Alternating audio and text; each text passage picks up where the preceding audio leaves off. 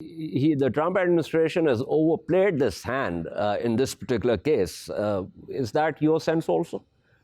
It remains to be seen. I mean, certainly I agree with Mr. Hamzadeh that it appears there's no legal ground, no legal basis for this decision by the Trump administration. And even, three of the U.S.'s closest allies, Germany, France, and the United Kingdom, issued a joint statement saying exactly that, saying that if you're not a member of the JCPOA, then you don't have any authority under that agreement to insist on snapback sanctions.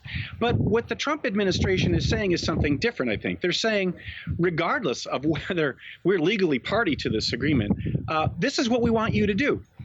We want you all the current members of the JCPOA, we want you to implement these snapback sanctions. And if you don't, there will be consequences. And we will impose, it sounds like, secondary sanctions against your entities and your financial institutions and anybody that does not comply with these sanctions. So the Trump administration is blurring international law and U.S. law in a case of might makes right. And what worries me as a former American official and as an American citizen is not that the Trump administration is backed into a corner.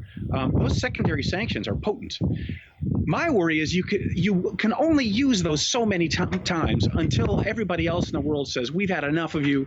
We're not going to be dependent on the dollar anymore because we don't want our financial systems to be held hostage to these sorts of unilateral steps by the United States. Last point is, politically, for certain, the United States is backed into a corner here in terms of the other members of the JCPOA. But I think what the Trump administration is also saying is we don't care.